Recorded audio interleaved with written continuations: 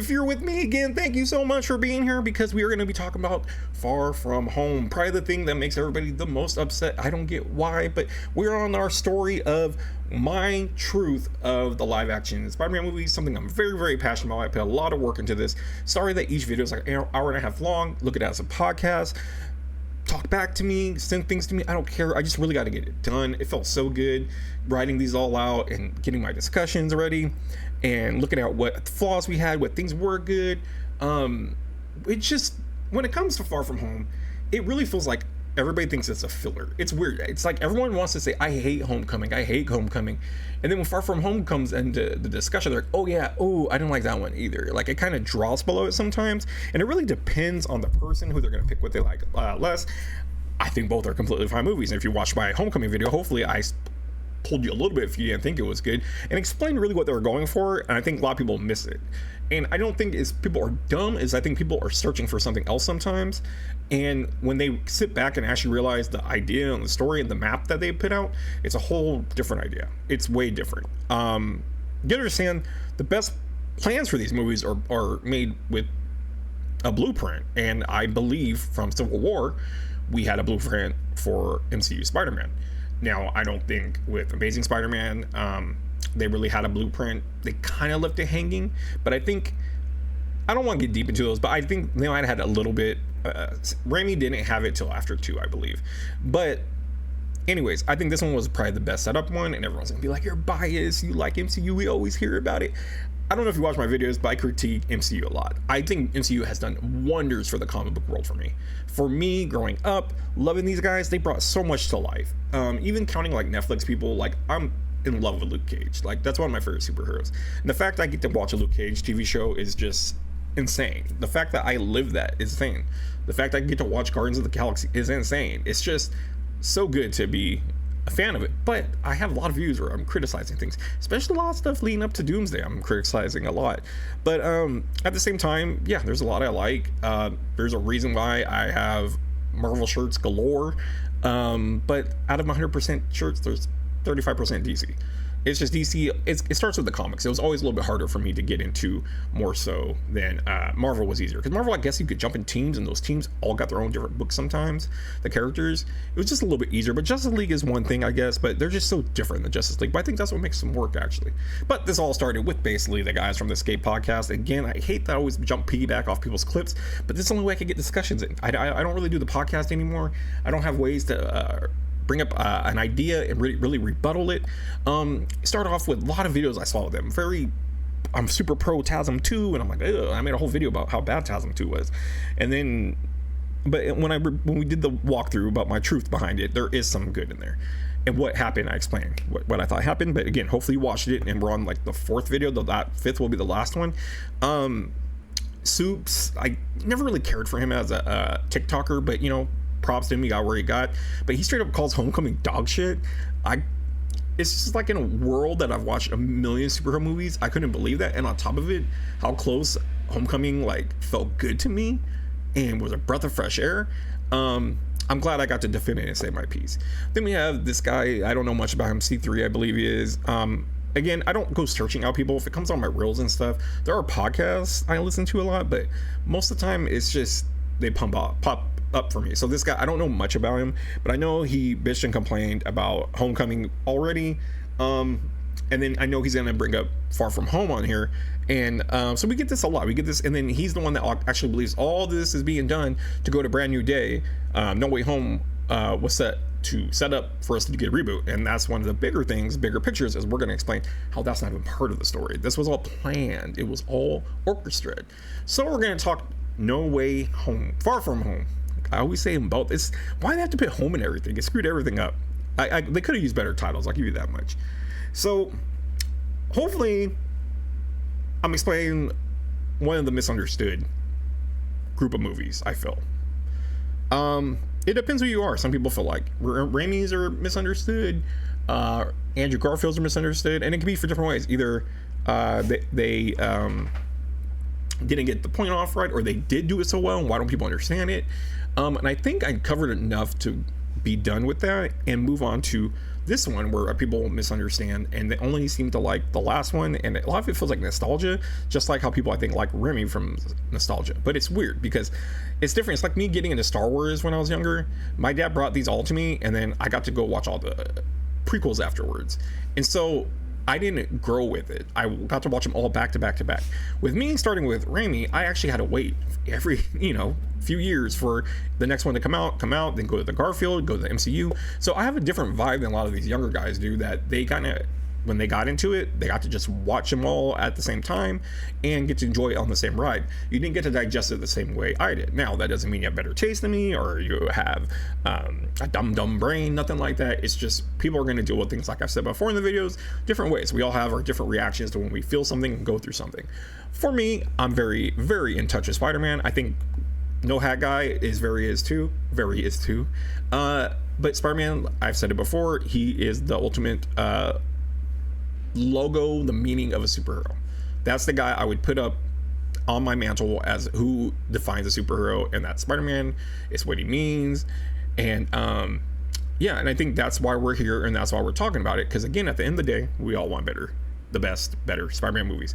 And if you see there's problems with sometimes it's cool to talk about it.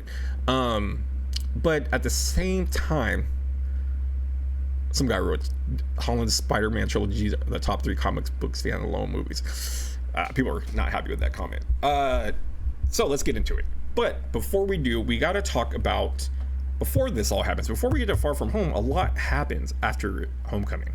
So you have to remember, Homecoming was him trying to be an Avenger. He wanted to be Avenger so bad, and at the end of it, he decided, I can't do this.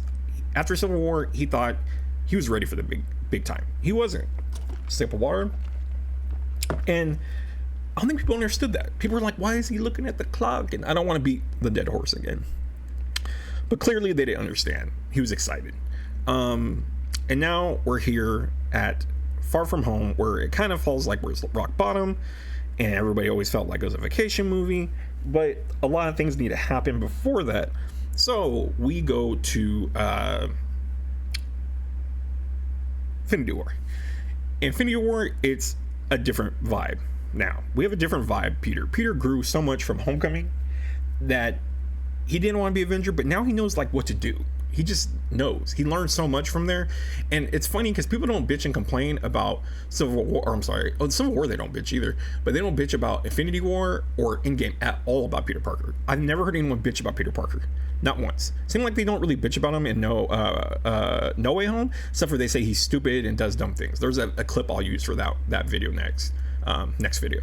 But it people don't really. It's funny that Homecoming set up everything for Endgame and Infinity War, and people just seem to like brush it under. Like, that's why we have the guy. Again, I keep trying to explain, we're going through a character arc. We're going through development here, and I always say try to follow the bouncing ball. And sometimes I think people forget how movies drop the ball and they stop developing the characters through all this time. And happens in a lot of TV series that we go, why is this guy acting this way now? If there's things that happen, it makes sense. Some people could defend it and go, no, Mike just saw this and that, and that's why he's acting this way. He's kind of standoffish because, cool, character development. This person is becoming this person, and you keep growing. You can even grow until the day you die. And that's your arc. That's your story. But with superheroes and movies, we always have small arcs. And Peter basically got his all the way up to Civil War, and Homecoming was kind of like his, I'm a superhero, peaking, and now we get to the point where now he's kind of doing his things. Because before, he wanted to chase crime, wanted missions, he wanted recognition. And then Infinity War, he never asked for any of that. Infinity War just kind of comes, and we get Spider-Man. He immediately starts saving people. He understands the assignment. He doesn't have to question anything. He just is Spider-Man. And I don't get how anyone else is like upset that Homecoming set all that up for us. That he had to learn that valuable lesson of not rushing in to be a superhero, and it literally just came to him. Then everyone bitches and complains, oh, he didn't hear with great power comes great responsibility. We're building it up just like Avengers Assemble. Avengers Assemble is a huge moment, and I think what MCU believed was hearing with great responsibility, with great power comes great responsibility, it should be a huge moment. Now, Peter could already learn a lesson before hearing this, because he knows if he doesn't do good things, basically, bad things can happen to people. Similar to what it means, but doesn't get it from the right person, supposedly. He doesn't get the lesson yet that's going to stick and be carved into his head so hard because someone he loves before they die will tell him that. He's just smart enough to know something must have happened before and he didn't step up, and now he knows you have to do good in the world, and that's why he's running around on YouTube saving people. But it's not ingrained in him where it's going to make him think every day, every night, where he remembers someone's words that when they died, they told him this. So we're getting there. But when it all goes down, Peter's there. Spider sense goes off. He's saving lives. He's not a kid pretending to be an Avenger. He's basically an Avenger. He's going around. He just shows up. It's dope. You got to think about, like, this is the times where I always say all the Spider-Man kind of suck at keeping their identity. At least this time, Ned distracted him for him to get out the window, but drivers by might have seen something. I think all of the Spider-Man are not good at keeping their identity a secret, but he just goes into action, and it's such a cool dynamic to see him actually in this setting. And I think that's the thing, is we all got blinded, and me as well, not a bad blinded. How fucking cool is it that Spider-Man's with Iron Man now, Wong and Doctor Strange, and now they're fighting the children of Thanos, and it just was so overwhelmingly cool. And Infinity War is probably one of the best superhero movies ever, and it's just great. It's just great moments. And I think starting off like that, no one questioned it. No one said, oh my God, Spider-Man's here. And no one said, oh, shouldn't he be learning stuff now? Isn't Tony his mentor? Doesn't Tony always have to save him? No one said shit. No one said shit. Because you just accepted it. But why? Why did you accept that? And the Homecoming, you were all confused. You wanted him to already accept it then, but from what everyone's bitching about, they want him to have, oh, I don't want to be a superhero. I don't want the responsibility. Everybody wanted that. That happened before all this happened.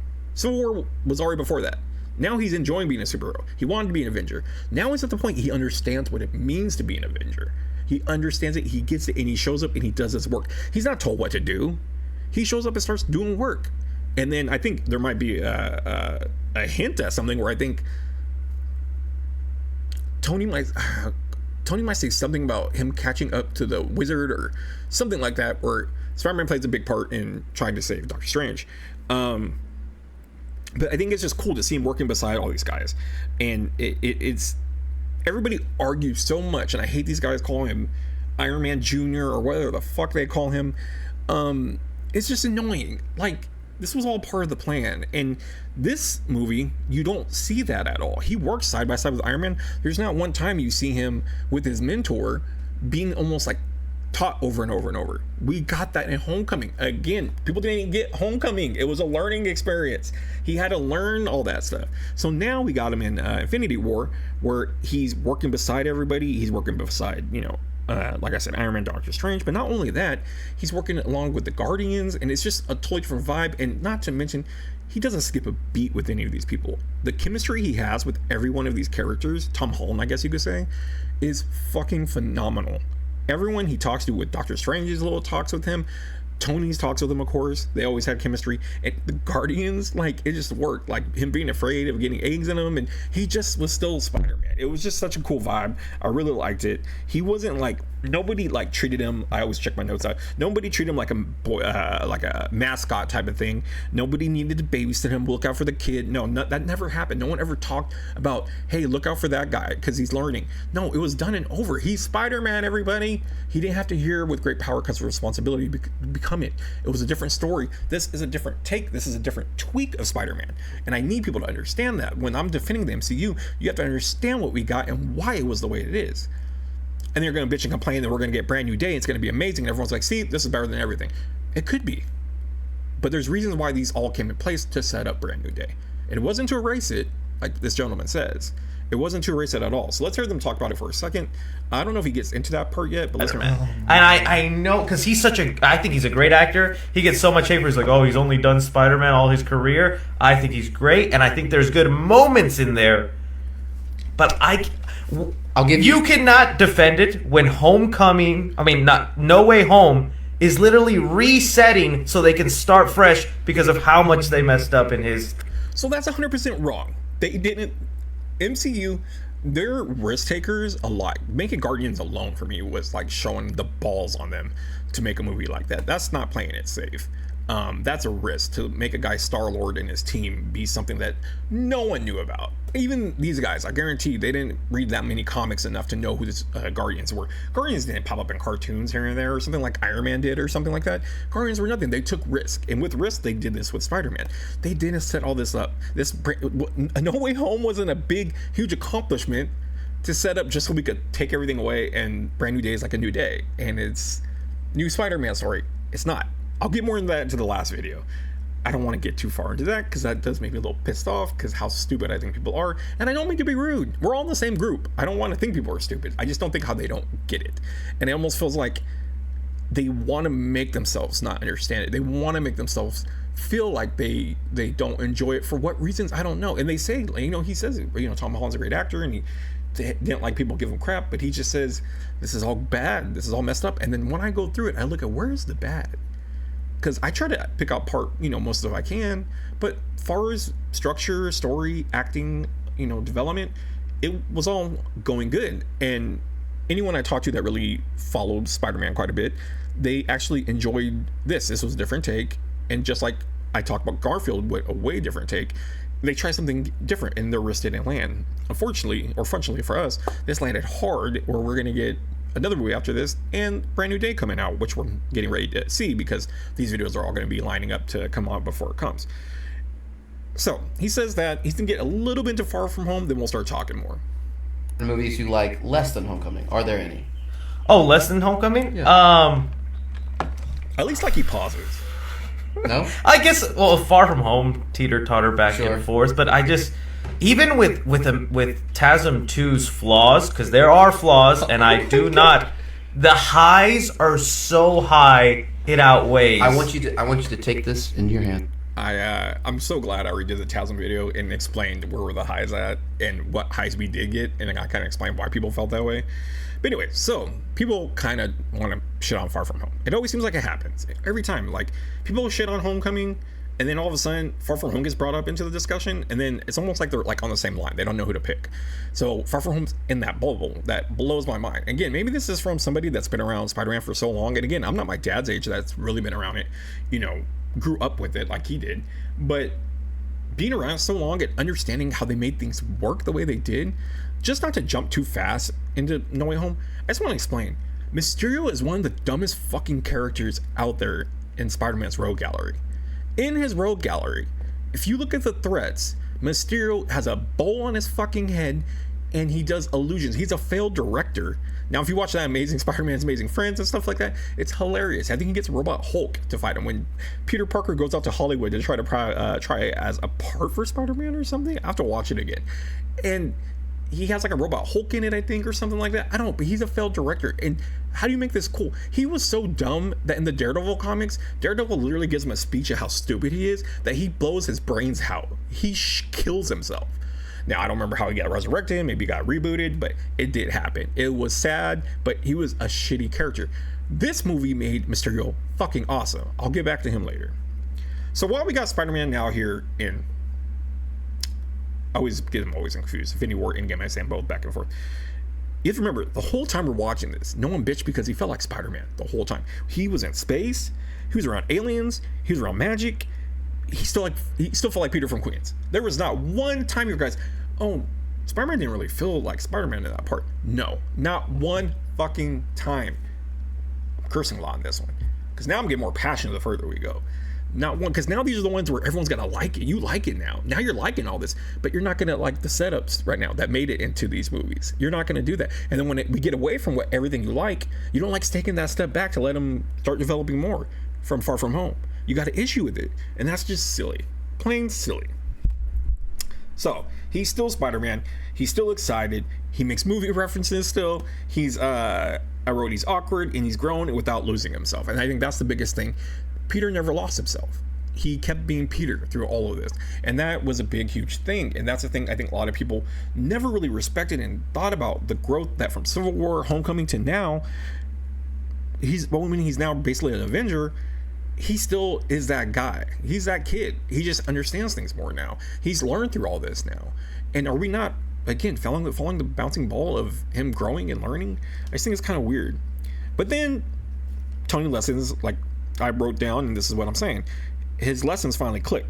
Homecoming wasn't about Vulture, it was about preparing Peter. If you're nothing without the suit, he gets it. Peter finally understands what it means.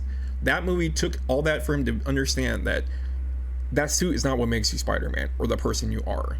And he learned that. And I don't want to keep going back to Homecoming, but this is why it bridges into all these other movies, is because this is what he became through that movie. We had to have Homecoming to get to this, or to get him in the Avengers movies, and then we had to get that to go to Far From Home, and Far From Home to No Way Home, and all the way to Brand New Day.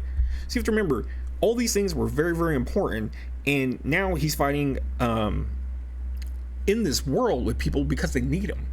Not because maybe he could web up people around us, or, you know, stay out of the way, kid. No, they need him. He's important. He is somebody now. He doesn't take it to like his head, but now he just knows he's one of the gang now, and there's no ifs, ands, or buts about it. And I just really enjoy that. He doesn't need approval, and he doesn't look for approval. We don't see him searching for it through any of the movie. Any of Infinity War, tell me where he's looking for approval. Tell me where he's little Iron Man Jr., like everybody likes to say. That vibe literally was a Civil War Homecoming, but there was a reason why, and people just couldn't follow it. They didn't understand it. I don't get it. It just gets me so irritated. The other ones I was pretty chill on, because I was explaining the other movies and a lot of things that were flawed that people love so much. And it's crazy because I loved all those at different times in my life. But growing up and getting older and understanding more things, understanding writing and growth, and again, I'm not a great writer, director, or whatever, but just studying all this stuff, I may suck at it, but I learned a lot. It's crazy that people don't see this. So now we got the Spider-Man there, and he's got chemistry with everybody. He feels like he naturally belongs in the MCU. He really does. He feels good, and it just feels right. He has such good scenes. Every scene that he's in, he pretty much, when he talks, we listen. It's funny when he's webbing up, when the arms come out of nowhere. It's cool. We got to finally get that suit, the armor suit. We didn't know how they're going to bring it. Civil War in the comics is how we got the armor suit, but it was an older Peter. But then this one, we got the suit. He, helped kill Ebony Maw, which was a big deal. And then him having kind of his road with Doctor Strange and Spider-Man were, Iron Man was pretty cool. It was a pretty cool groups that divided up. I really appreciated that in Infinity War. And also Endgame was cool because it was like the original Avengers. But in this one, we got different groups split up, and it was really interesting, and I like the way it happened. And it just flowed good. Like his vibe. Take everything else out. I know everyone loves Infinity War. Just think about Spider-Man right now. Just think about it. Everything he did in it was so damn good. He was part of the gang. He's fighting. He's worried about Mantis putting eggs in him. He's just, with Star-Lord gets him some hostage, he's like, mask goes off, like, we're the Avengers, dude. Like, such a Spider-Man thing to do, as he would say it probably as an older Spider-Man too, but being that kid, spot on. Then we get him at the end, great fight. One of the best fights in the MCU, just because how cool they set up the plan with Mantis to fall on Thanos. Spider-Man plays his part, tries to get the glove off, doesn't happen, then the snap happens. Who was not moved by that snap? But why? Why'd you care when the snap happened? Why was it sad? You watched a lot of things like where people die or they go away, superheroes or whatever. We knew he wasn't dead. We knew he was going to come back. We knew Peter was going to come back. There's no way they're going to just end Tom Holland's Spider-Man career like this. There's no way. But why did you care? Why did it feel so sad? Oh, it's the relationship with Tony Stark. That's why it hit so home. Because he had that father figure that everyone was like, that's weird, but it was his mentor. It was a male adult person to teach him something that he didn't have. And you know what? Tony looked at him as someone special too. No matter how much he judged or joked around with him, he looked out for him and he cared about him. So when he said, Mr. Stark, I don't feel well, we got lumps in our throat. And I don't care who says it. You try to bullshit me. No, this would have been fine. He would have felt this way before. I would have felt bad. Fuck you. Fuck you. I don't mean to be so rude. You would not feel this way without Homecoming and Civil War. They set up this relationship, and the one that really, really nailed it on the head was Homecoming that everybody hated. We got this great moment, probably one of the emotional moments in Infinity War, actually. And he loses him. Dust. And we lose Spider-Man. And it hits everybody. No one's bitching about Homecoming anymore. No one cares about all that shit. Now we care about Spider-Man all of a sudden. And it's sad that we had to forget about these other things he did to set all this up. The directors, the writers, the actors, Robert Downey Jr., what Tom Holland and him worked on together, how they worked on their chemistry so much, and they even would call each other during interviews and do dumb shit. These guys knew each other, they loved each other, they're friends, so it played off in the movie. He lost his mentor, and Tony goes to grab him and almost hug him, and he disappears in his hand, and he has the dust in his hand. And people don't get how that emotion happened because of those early two films that people made fun of, mainly Homecoming. They really were not getting the idea. They weren't. I wish I could say this now in the Homecoming video, but I want to talk about it now because this is where we're at. But Endgame happens. Peter is not there, but Peter's presence is there. This is how big he got set up already. He only was in Civil War, which everyone was like, cool, we see him for a second. Homecoming, oh, we all hate this. He got a good ride in Endgame, Infinity War, and everybody was like, now we love Spider-Man. He's perfect. They're not messing him up at all. But for some reason, all that development we got with him as a character, he's still there because Tony feels guilty about him. Horribly guilty about him. And when he sees Cap, first thing he says is, we lost the kid. He didn't say Thanos won, nothing like that. He said, we lost the kid. Why did that happen? Why did he say that? Because there was character development. There's a lot going on. And not only was Peter developing his character, or Tom Holland developing Peter's character, Robert Downey Jr. was developing Iron Man's character. Iron Man was always a selfish person. And through his time, he got to be a better person. And he became less selfish, of course. But I don't think he ever had the heart for kids. We've seen Iron Man 3, he cares about them, but it's not like he wants one, right? But I think within Peter Parker, he started to understand what it's like to be a guardian, what it's like to look over someone and worry about someone, and you worry about their outcome. And not to say the kid is number 3 he didn't care for, but it just was a different vibe. He had a lot of weight because this kid was a superhero. He was vouching for him. He brought him into whatever, I forgot where they're at, Germany or something, for the Civil War fight. This was a big deal. So his presence was there, and not only that, it drives Tony almost. There's a reason why Tony grabs the picture and he grabs it or looks at it with him and Peter together. And that's before that they ask him to do the time travel thing, and he says no, he's got a good thing going. But for some reason now he has a kid. Now, does that mean, Peter Parker wouldn't have been in his life, they would never had kids? No, we're not saying that. But he knows that bond now. He knows what it's like to care for someone and be responsible for someone.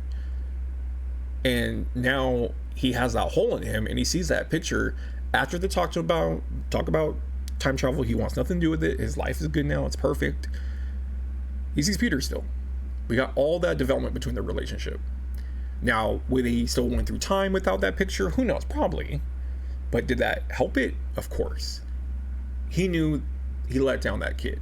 He held him until he disappeared. So it's crazy. I think it's a bigger deal than people look at. And if you're going to just say, that was all because of Infinity War, no. They didn't build this huge relationship in Infinity War. They got to be around each other a little bit, through the story. We got to see probably 20 minutes and then 25 minutes cutting back and forth. I don't know how much, maybe. It's a long movie. We had a lot of different stories going on. But they did a good job bouncing them around. So part of the decision may not be, but I really truly believe it dealt a lot with Peter. Why he was like, we need to bring people back. And it's one of my favorite moments too. It's a really touching moment. Peter weighs on him. It's a really good moment. I think people kind of brush underneath the table a little bit. And then Peter comes back. He's back. And before Peter even can say anything, Tony Stark hugs him. And it's such a cool moment if you really were invested in these characters. Not saying these people weren't, not saying you aren't, or whoever's watching it is, but I'm saying if you really were investing it and you cared about these characters and stuff, this was such a cool moment. they got the fake little hug in Homecoming, and it seemed like Peter just wanted that affection from somebody that he wasn't getting from, like, I guess, a male mentor. And Iron Man doesn't even skip a beat and just hugs him. And Spider-Man's being a teenager. This happened, and then Doctor Strange came and he said we need to get all there, and he just interrupts him with a hug. And that spoke volumes of how much they developed with them two. And Peter just says, that was nice. And it's such a good moment that we get this full circle moment of Tony's kind of getting some closure on this. And this big old joke got rewarded with this emotional growth. We laugh at it. It's funny. You're like, that's nice. But a lot of emotion grew from that. And it was a lot from what was given to us beforehand. And then what's cool about it, too, is during the Endgame fight, he's not in much, but he earned the Avengers spot. Nobody was saying, this is Peter Parker, he's going to help us. They don't have time for that. No one really cared. He was there. People were aware who Spider-Man was at this time. And it was just a thing. No one questioned why he was there. They had to just go. They had to fight. They had to do action. No one tells them at certain time, stand back, kid. We hear this in movies all the time. We're probably going to hear from Punisher in Brand New Day, because that's how the kind of guy he is. But at this point, the people that are around him, the superheroes that are around him, they're not worried about him getting into the wrong spots or messing up or anything like that. He's one of them now. We got it. We got what everyone was bitching, complaining about, that he finally needs to become what he became after Uncle Ben says, with great power comes responsibility. He's now fully that guy now, and we didn't need it yet. But he is going to need it at some point, because it's going to hit him to a different level. And a huge thing to me is when he's got the gauntlet and he's running, and it was really cool they gave him the gauntlet too to hold, be important in that part, that Cap remembers them and says, hey, Queens, and he throws them a Mjolnir. And just that moment was just, it's just a huge meaning. Captain America's acknowledging Peter. Peter finally belongs now. Like, Captain America in this world is huge. He literally calls out to Queens, has a nickname for him. And even right now, it gets me a little like, God, that's so dope. That's so dope that they had that moment. And, everything happens, and Tony's death. And I feel like this is going to be longer than other videos, because we haven't gotten too far from home yet.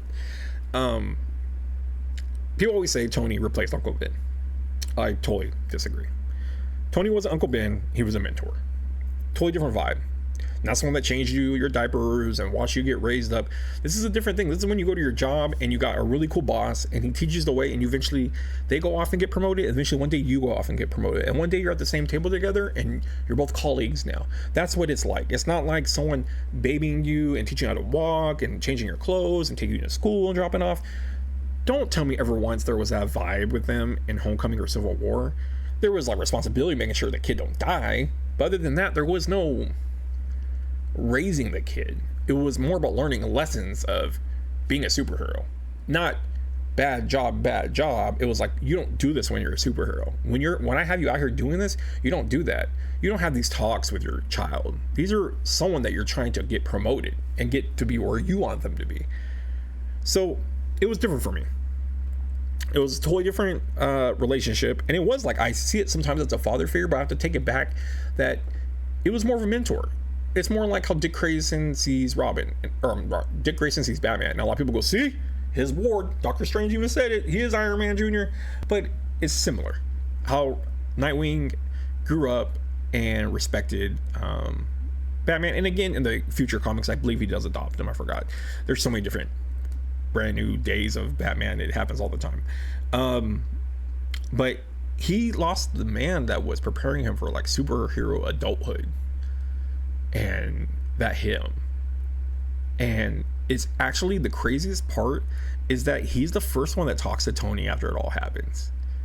And I think it was for the audience to get that emotional feeling of a young kid went through all this stuff, again starting with Civil War and Homecoming, and he's young teen in the middle of all this, and for him to see his mentor on the ground basically dead, Mr. Stark, we won, it sucks. Pepper Potts pulls him away. I always thought Pepper would be the first one to jump to him. So that ends our story with Tony Stark and Peter. Or does it? We're going to Far From Home now. Now, everyone thinks this is filler. Everyone doesn't get it. This is a therapy movie. Now, for someone like me that suffers with mental illness, I bring it up here and there. Therapy, I believe everyone should have. You should be able to talk about what you're going through and someone to work you through it sometimes. Because sometimes we jump to things, do the wrong things. It's nice to kind of have someone put things in perspective that don't really know you. They just know your emotions, and that's good. So I think everyone should have a therapist. But who really needs one is Spider-Man. And this movie was therapy for him. This was his therapy session. Who am I? Who am I without Tony Stark now? I thought I was fine. I thought I was the Avenger, but now he's gone. I don't know. I don't feel like... Am I supposed to be the new Tony Stark? Am I supposed to be the new Iron Man? Is this my responsibility now? He was kind of making me be like up with him, be on his position, or with him on his team, and we were going to be sitting at the same board meetings, just like you did adult getting promoted. But now what do I do? He had no answers. There's no doubt who is Tony Stark is no doubt the big question, is how he felt. Or without Tony Stark, I'm sorry. Was the big question, I feel. And No Way Home has so much to go off of if that didn't happen. And so your cop-out might be for No Way Home was, oh, you needed Endgame to happen. You needed it to happen for us to get Far From Home. Maybe we did. This is how the story happens. Movies happen like this. Things happen in your life for these reasons. This is how we get to different stories. This is when you go from high school to college. There's a lot of different stories that happen to us where we go through things and things like this happen. So we got Far From Home where Peter is going through everything and his biggest villain is grief. Grief is the thing he's fighting the most. And like I said, this is a therapy session for him in Far From Home. People look at it as a filler all the time, and I hate that. And they don't get that he's exhausted, he's overwhelmed, he's lost in his thoughts, he doesn't know which way he's going. And on top of it, I think he's kind of relieved that he's just going to go on a break. And even the fact where he's not packing his Spider-Man suit, it's kind of funny that Aunt May wants him to. Every decision he makes, I wrote down, he makes it from that of emotional place. He's carrying expectations he never wanted. Before, he wanted to just be an Avenger. Then before, he felt like he belonged. Now he feels like I have these things maybe to live up to now. And that's hard for someone that's growing up. Especially where we're banking him at in high school still. He's still learning how to be an adult eventually. But on top of it, you're learning how to be a superhero, you're becoming a superhero, then you lose a close superhero to you that was teaching you how to be a superhero. It's just a lot. And now we're getting into that mindset. But this is that movie. We're getting into that mindset. This is something that's important. This is something that we need. And so we get Peter going, no more Spider-Man for right now. The Avengers exist. Everything's fine. If something bad happens, they'll go save them. Whatever. They can do their own thing. I'm not bringing Spider-Man on this trip. I'm going to focus probably on Mary Jane. Because I got the feels for her. And we're just going to relax. But unfortunately, he's Peter Parker. That doesn't happen. So Edith comes into the picture. See Edith, he does some stupid stuff with it. Of course, he's a teenager. He's going to do stupid stuff with it. One of the biggest arguments with it is he gives away Edith. That was one of the biggest complaints. Why is he so stupid to give away Edith? Well, people ask that question all the time. And I think he wasn't stupid. I think he grew another bond with someone else that almost filled that role again for Tony.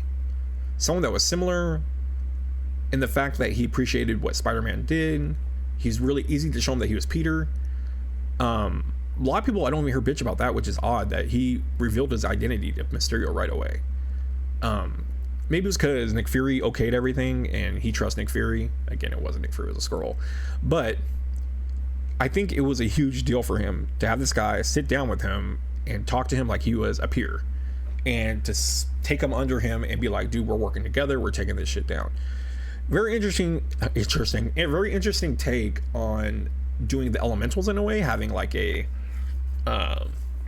Molten Man, a Hydro Man kind of. They kind of knock these out, which I always worry about if we get rid of the lower superheroes.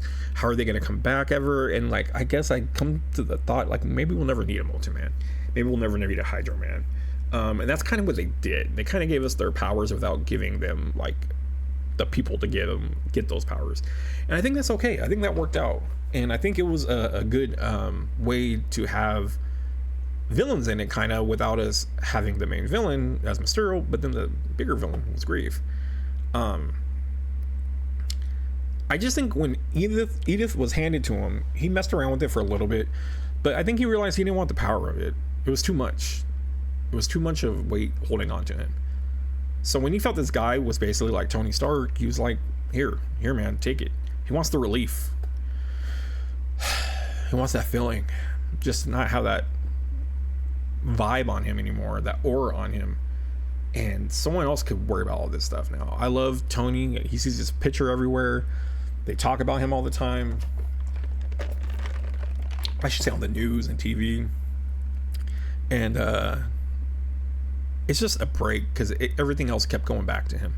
And this wasn't meant to be let's grieve Tony. Even though he's grieving, it wasn't supposed to be that. It's supposed to be let's take a break. This is therapy session. He wanted someone else to carry the responsibility. So this is another thing coming into the lesson. With great power comes responsibility. The responsibility already landed on him now. And he didn't want this responsibility. He had so much on him thinking that he had to be Iron Man.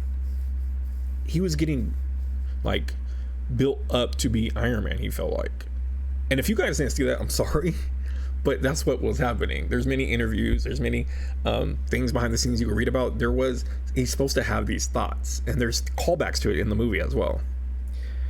And not wanting that responsibility to carry, that's called grief. That's what it is. That's what we do when we're grieving. We try to not take care of things. And him getting rid of Edith, he didn't know how big of a deal it was going to be. He trusted this guy. Nick Fury trusted this guy. Why not? And Peter doesn't want to be the next Iron Man. The whole movie keeps asking that question. Should Peter become the next Iron Man? And I don't know why people sometimes don't see it, but there's so many hints at it. And so many times he almost seems like a what would Jesus do moment, but what would Iron Man do moment. And that's the whole thing, is Peter doesn't want to be this, but he feels like they set up all this for him. And he has to be this guy. And through the movie, he's learning, no, I need to become Spider-Man. I've already been Spider-Man. I need to be Spider-Man. And we see that. We do see that. But that's the thing. It's emotional journey of going through what you're going on. And what makes it even worse is going through all this emotion and you're facing a guy named Mysterio. So let's talk about Mysterio. Horrible villain. He has a glass ball on his head. Failed director. He would use special effects to try to beat Spider-Man. Smoke, clouds. Stupid. If you ever put him in a movie, I think you're fucking dumb. There was rumor that in Spider-Man 4, what's his name? Evil Dead. Bruce Campbell was going to play Mysterio getting arrested in the beginning as a throwaway character because how stupid he is. But holy shit, this movie made him work. He was a former employee from Iron Man. Kind of sucks. We're tying him back to Iron Man again. Makes a little more sense to have revenge against Iron Man now that Tony's there, or that Spider-Man's there connected to Iron Man. Kind of makes more sense. But a lot of people that got fired from Iron Man or Tony were there. And he's directing all of them. Did anyone pick up on that he's directing them? I don't know if anyone he talks to wardrobe about his clothing. He talks about lighting, about how we got the lighting done. He talks about the effects. He's directing his character as a movie. This whole setup that he made with Mysterio is his movie. I don't think people understood that and how cool that fucking was. That we got Mysterio that was a director. We got it. They made it work. And it was pretty fucking awesome. Jake Gyllenhaal, great actor. Surprised he got cast as him, but it worked. He seemed very likable. You understood at the bar when he was hanging out with Peter why he trusted Peter, or why Peter trusted him, I should say. And it just worked. People may want to brush it off like when they think of great villains. I'm sorry, like Vulture was a great villain. Like Michael Keaton, fucking 10 toes down, did great. And then Jake Gyllenhaal, Mysterio, 10 toes down, stood with that character and made him great. Just do your research on Mysterio and think about how you could have made him work in a movie and realize what they did with him. It's very impressive. Like, it is. Like, Mysterio sucks, to be honest with you. And it's very impressive. And with all what Peter's going through this therapy session of his life, he starts attacking Peter's confidence. Peter was confident as hell going through the Avengers. He was fighting, not taking any orders, really. I mean, of course, you have some, like, hey, queen, stuff like that, but he wasn't falling in line as, like, this little soldier. He was part of the team. He started attacking his confidence, making him feel weaker in ways that he didn't see it that way. But he would do things to make him kind of feel, yeah, maybe I can't do that. And then he started using his identity, and then his grief, and then his insecurities. Mysterio started to unfold all these mysteries, and a bad therapist he was being to him. He was opening up Peter more than Peter realized he was getting opened up. Peter was getting opened up so wide open, Mysterio had his number. Quinn Beckham, where his name is. Bend it like Beckham. Quentin Beck or some shit like that. Always, his name's funny. I was thinking of Quentin Tarantino because he's the director. All these things Peter was struggling with. Confidence, insecurity, grief, all these things he was struggling with. Again, we're going through his therapy in this. Maybe that bugs you and that slows you down. But I'm sorry, man. Sometimes that's human's growth. I've been through a lot, and I'm sure anyone watching this has. You know people that have. That there's times that we go through our life where we kind of need to figure our shit together. And sometimes we realize people around us that we thought were our friends or family that we trusted kind of poison us. And we eventually get away from them when we want to get better, or some people stay around with them and let them eat them away. So a person came into his life that he thought it was a good thing, but this person actually, it didn't do great things. It didn't help him, but he didn't see it. And what a person to attack Peter during these times. He uses illusions. Peter is lacking all these things right now. As soon as he turns on Peter, he puts him in that illusion, which is one of the fucking coolest scenes in a lot of movies. Not like ever, but I'm saying like in superhero movies. It's such a cool effects, I guess you could say. Effects for a movie. Like, how cool is it? We're getting Mysterio. He's actually cool. Spider-Man befriends Mysterio without really realizing it. Mysterio's actually a director, basically. He's gaining the confidence and himself as Mysterio that he's getting the best of Tony because he's taken on his former like trainee, I guess, because Tony was like his mentor, and he's getting back at him every way possible. He hated that they called his plans barf. Now that I don't think was planned. I think they decided to write it in that Mysterio created barf, because barf was something that he set up in Iron Man 3, right? I can't remember. Don't hold me to it. And with the illusions making things work like that, and that was a cool take though, that Tony would use that to project life, and Mysterio took that thing away from him and he used it.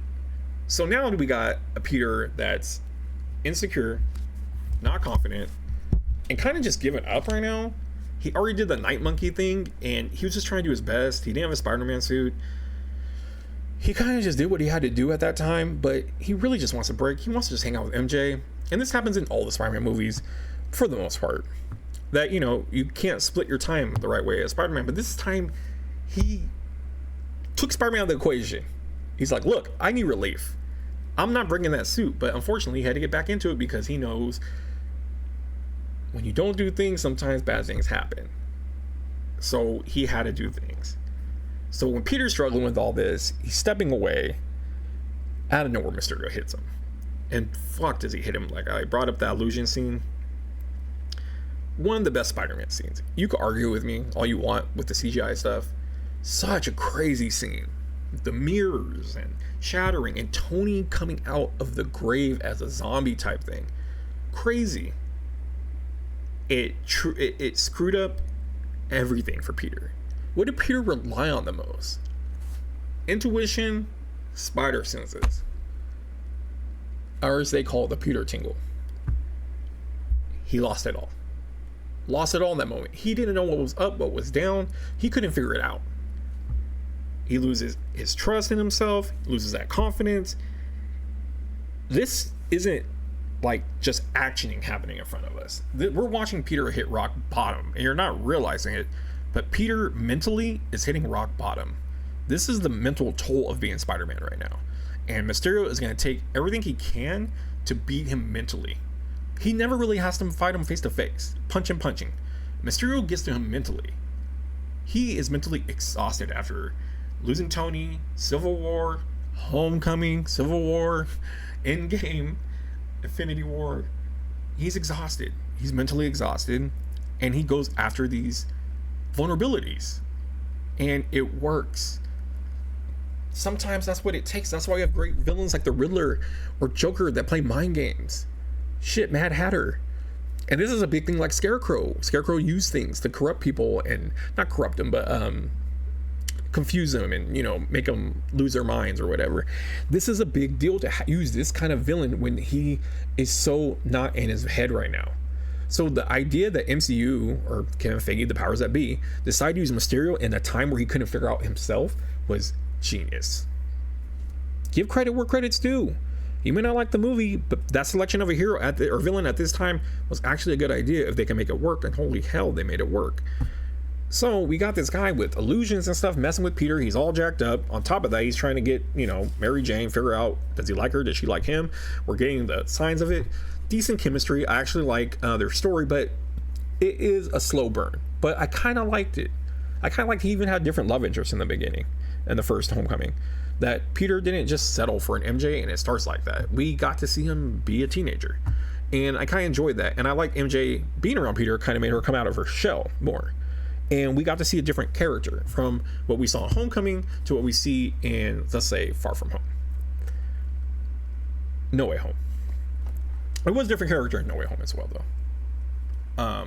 From Far From Home, god damn it, she was different in Homecoming, Far From Home, and No Way Home, but she's totally changed by No Way Home. Different, confident, talkative girl. But this was her story arc. This was her changing. It was her letting her guard down and getting with Peter.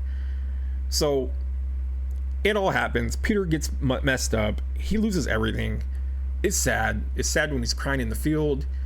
Happy shows up. He's like, tell me something, you know, that you would only know. Like, I couldn't imagine being that scared and your brain that messed up that you need someone to tell you something. Like, that happens sometimes, you know, in movies, like, tell me something that only you would know. When it's always when there's two copies of someone, like, that one knew that I like pink marshmallows in my Captain Crunch or whatever.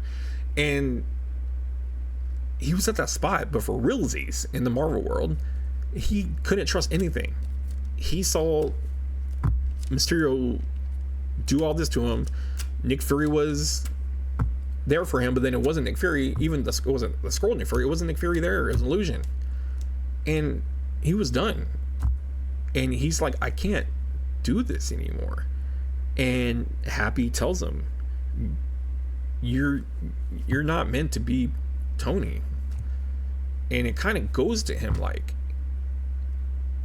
all this therapy, this movie, which he has to go through for development, it's just like hearing it from one of his best friends and another guy that kind of looked out for him, just making him think, maybe I need to let it go. Maybe I need to let that thought go. Let's just relax. I gotta stop this guy. And I gotta figure it out.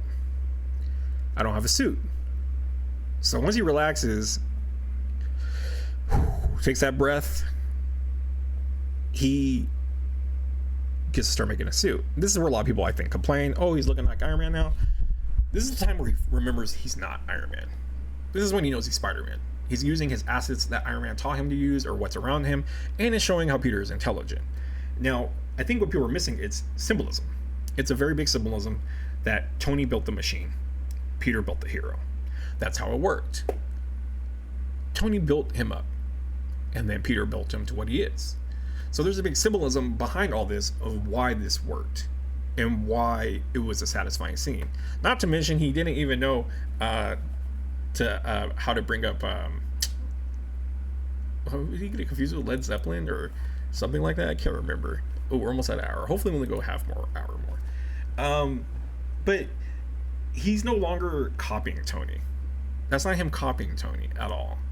He is figuring things out. He's using everything Tony taught him. And that's a huge growth moment. When he was so scared just a few moments ago, found out Foggy Nelson, he was Foggy in the Daredevil movie, Happy talked to him. He felt a little comfort and feeling safe. And then getting that weight kind of pulled off you when you thought about it, and then realizing I need to nut up or shut up. My friends are in trouble. And he gets this moment of, I gotta do this, and then you see what he learns from everything that Iron Man, where they still connect Iron Man to this movie, and I think people don't like that, but it's part of his journey. MCU made Iron Man part of his journey. It was a stepping stone in his journey, and I'm sorry if you don't like that. Then you can't enjoy Infinity War, you can't enjoy Endgame, and you could sure as hell cannot enjoy the new movie Brand New Day, because all this led from learning from Tony, being mentored by Tony, and just living a life with Tony. And if you don't like that, I don't want to see you at the theaters watching Brand New Day. And that sounds mean to me to say, but that means you don't.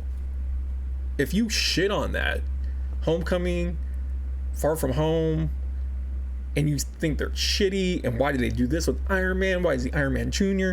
But then you like him in then you might like him in Infinity War, and you like him in Endgame, and you don't see the connections between him and Iron Man. Like, you don't get it. Like, if you don't have to like those movies, but you at least have to understand why they were there and why they exist, and why Infinity War worked with Spider-Man's story, and why Endgame's death worked with Spider-Man's story, and why Far From Home was about the grieving from what happened with that. See, as I said before, it all connects. It all makes sense. It was not coincidental, and it also wasn't forced. Everything just kind of happened to someone that was living life, and the world hit him hard. And like Peter Parker, as soon as he's fine, something else knocks him down. And that's Spider-Man's story. Always is a story. But what's really cool is Peter finally trusts himself. And we get that cool fight at the end. Holy hell. So dope that he figures out, again, we get to see intelligent Peter. I like this. He's figuring out the robots, hitting them, and he's trusting his instincts. The fight isn't even about Edith anymore. It's just about him whooping ass, taking out Mysterio, and being smart. It's Peter's instincts. It's his spider sense, his judgment, his heart. He's finally becoming more and more Spider-Man. He's being what everyone kept bitching about through these movies, and he's becoming more and more. He's growing as a bigger Spider-Man. I don't get why people have problems with these movies. It's cinema. It's story arcs. It's me reading issues 15 through 20 in that story. This is what story we're at. The therapy issue where he's dealing with his emotions. And after it's said and done, he grows up further. He becomes more and more the Spider-Man we're going to know and love as an older age. And it's good. I thought it was a fine, cool fight at the end. One of the coolest parts is when you think he's tricked by Mysterio, and he trusts his instincts and just catches him, grabs him. Really powerful scene. It showed that his Peter Tingle, he trusted his instincts now. Illusions weren't going to work on him no more. Not at that point. Not in that moment, at least. He was determined. And Quinn had to go. So after all said and done, the trip made sense. He didn't have the greatest time, but he at least got to get away. Ned got to at least have a girlfriend for a little bit. Ned had that humor in the movie, and that worked okay. Ned playing small parts in it didn't ruin it for me. I think he did a good part. Flash is always like, I don't know if they underutilize him sometimes or not. I just don't. The kid's arrogant, but I don't know if I like his take on him. I don't know. It's just, again, I think it's more modernized. That's why, and you just got to get kind of used to it. Hopefully, something in 20 years when my son shows it to his son, that it doesn't seem like it aged well or aged bad. I'm sorry, aged bad. How he's acting. It's how dickhead kids act still. Because honestly, the way he acted was the way dudes acted with me in school, a million years ago. They're just dicks to you. There was no toilet swirlies and wedgies and shit like that. None of that happened. I was like, people were getting worried we were gonna get picked up or jumped. I didn't realize I'm this fat ass kid. Who the hell's gonna pick me up? You need 5 guys to pick me up. It's funny that one of those things came to your mind. And the ending changes everything. So we're at the end of Far From Home. His identity is revealed. What a fucking way to end a movie. This is Empire Strikes Back shit. What the hell? Almost cursed again. I'm trying not to curse that much. for all the kid users out there, which won't watch it, but or the old grandmas. But his identity got revealed. Everything we've watched, Civil War, Homecoming, Infinity War, Endgame, Far From Home, explodes into a final crisis. All of that, all of everything he went through, all of these things, does that sound like something that we're building up just to erase it? Is that what's happening? We're going to Brand New Day to erase all this stuff that built up to his identity being revealed and tell us a story next? I don't think so. I hope you don't think so. And that doesn't make No Way Home random. It's not a quinkadink. It falls into place because of Far From Home, which bounced off Homecoming, which bounced off everything else. And I should say Far From Home bounced off of course, Infinity War and Endgame, because the Tony saga, basically. But all these lined up, I don't understand how people are not following it or say this isn't good, or and you know, it's fine not to like something. I think I need to come to realization that it's fine not to like it, but to sit there and say it's dog shit, to sit there and say it's like the worst, I just really think you're not giving the character credit, or you're not understanding the character. If you like him in this one but you don't like him in this one, it's kind of weird to me, because it's the same character but it's a different time of growth. Maybe you just don't like him in that growth period, I guess. Usually when I like my character, I like to follow them and I like their story. No matter when they're in a shitty story, there's a lot of Spider-Man stories I really hated, but I still followed the bouncing ball. I followed them through the shit. So even though maybe you didn't like this movie or that movie, I hope you at least respected the story coming from those. You gotta at least respect where it came from, because that's where we're here now.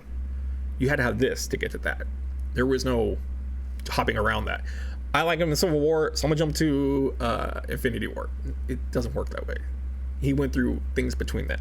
And then I like him in Endgame. I like him now in No Way Home.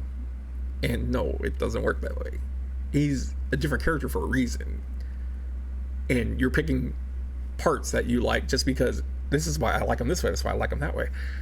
You can't be with him for the ups and downs, and that's kind of an issue following a character arc. If you can't handle a character going through things at different times, you could say it's bad writing, sure, I wouldn't mind that, but find me the flaws of bad writing. Everyone has bad writing. There's rooms for plot holes everywhere. Spider-Man jumps up in the middle of a fucking bus and shoots his web shooters out. It shouldn't have happened.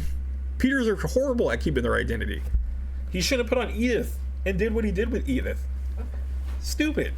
There are stupid things that happen in movies, but does that take away from what it builds on? Now, if this was a standalone movie, made no sense to you, why is he going through a therapy session already for no reason? This is our first Spider-Man movie, I'm lost. Cool, I get it. But we already had 4 movies with him before that, right? 4 movies. So he's gone through some shit. And not only that, holy shit, did we get an ending. And it all makes sense. I don't think it was a rush plan because they were afraid that they ruined things. Why would they think they ruined things? Or would it be just they thought they ruined Homecoming? Because they needed Far From Home to open up No Way Home. Why even do that? Why not just make a good movie afterwards? Did they really just want to make a filler and think everyone's stupid and would call it a filler? No, it's part of his journey. This was his therapy journey. This was him learning, him growing again. And we're going to get to that. That video is going to be so fun to talk about Far From Home. So honestly, I believe Far From Home is super overlooked. People will argue with me that TASM 2 is overlooked. I will go punch with punch for you. I'll hear you out. I'll tell you mine. Far From Home, I'll hear you out, but I'm going to guarantee you I have a rebuttal to why that it's working. Because almost why that the movies keep going. Something happened in TASM 2 that didn't work out. Even to the point that Marvel was like, let's keep this going because it's working really well over here. Disney's like, let's keep doing this and we'll incorporate them in the MCU somehow. Granted, that's a stretch. Maybe it's better to be fresh. Let's say that. We'll give them the out on that. But I really don't think they liked where it was going. It was a pretty bad movie all around. Bad villains. The story was horrible. I already talked about all that, but all we got from it was a great Peter and Emma story. And there wasn't much to work off after that. That next movie was going to be his therapy movie, and the third movie, you can't do that really. You need a bridge. And unfortunately, everything hit him in that middle part at the end, and his bridge was going to start in the third one. So you almost need to have him come full circle in a way, but it's hard. It's really hard, I think, as a writer, putting structure together. And that's why I feel bad about Andrew Garfield's, because he didn't deserve any of that. The cast didn't deserve any of that, and it sucked. But with this one, when you try to take away what they were building, I don't get how you miss the steps. I don't get how you go, I don't like this, I don't like that. There's things you could pick apart and everything, and that's fine. But what I mean, this or that, it means I don't like Homecoming. I think Homecoming's below this movie. How? And you like Spider-Man at this point? Because without Homecoming, you're not getting this. It's just hard for me to understand that. Like, I understand, like, I wasn't really entertained, I didn't laugh as much, but the story that was told gave us this Spider-Man up here. If we didn't have this, we wouldn't have that. It's kind of like not liking your kid at a young age, and then when he's adult, like, I like how he is now. For him to get to his adulthood, he had to go through some shit to get where he's at. And that's what Peter did. He had to get through some shit. And people judge it because it's the in-betweener, especially between Endgame and No Way Home. And I've even heard people say, oh, just skip that one. What? Skip it? One of probably the most, like, constant struggle movies that Peter's gone through, where he's, like, not getting to mentally and physically relax. He's got moments in the other movies where, you know, he's just standing around talking to Doctor Strange. This, every time he's like sitting down, he has to get up and do something else, or he tries to go do something and he has to go do something else. And on top of that, when he's sitting down, he's mentally exhausted. Infinity War, he's not mentally exhausted. Civil War, he's happy. Homecoming, he's happy. All these things, like, this movie was needed. We needed a mentally exhausted Spider-Man. And this happens in the cartoons. If you just watch the cartoons, if you read the comics, we get burnt out Spider-Man sometimes, and we needed to see that on screen. We needed to see him burnt out and get taken advantage of and have to learn again, while he's going through grief, while he's losing insecurities, while he's losing confidence, how to get all that back and how to understand that you can move on. Far From Home was moving on. And I don't know how people don't understand it. And again, I want to rewind everything back. I don't mean to insult anybody. If anyone got to this point and thinking I'm trying to be rude, I'm sorry. I'm just very passionate about these movies. And it really gets me irritated when people just shit on them. So I understand when I say TASM 2 sucks, I don't hate the movie. If you heard me talk about it, there's a lot of good things I did like about it. But I don't think it's a good Spider-Man movie, and that's my problem. These movies, I felt like were good Spider-Man movie. I think they represented the teenage Peter Parker and Spider-Man being one and one the same, not a whole Bruce Wayne and Batman feeling, but Peter Parker and Spider-Man being the same person, going through the same journey, going through the same battles and the same struggles. And we got to follow them through this path to get where we're going to get now from Far From Home. No Way Home. I can't get it ever right. And it's a problem that gets judged between being the bridge, but that's why I'm here. That's why I made this, to talk about it. And hopefully people will listen and understand a little bit, even if you don't like it at the end of the day, that's fine. Just understand what they were doing or trying to accomplish. If you feel like they didn't accomplish it, and No Way Home, Homecoming, if you don't like that idea that they did, understand what they were doing with that idea. Because there's things in the other movies that I didn't like their idea, but I had no clue where they were going with it. It wasn't really planned out. I don't want to get back into the other movies again, but there were so many movies that we had parts where are we going with this? Why are we setting this up now? Why are we doing this now? There has not been a point in Homecoming, Far From Home, No Way Home, Civil War, Infinity War, Endgame that I said, why are they making Peter Parker go in this direction? It all led to something. It all was planned out. It was worked behind the scenes. They wrote it this way. They wrote Peter Parker, I believe, phenomenally. They made him a good build. They built him up well, and they made him satisfying.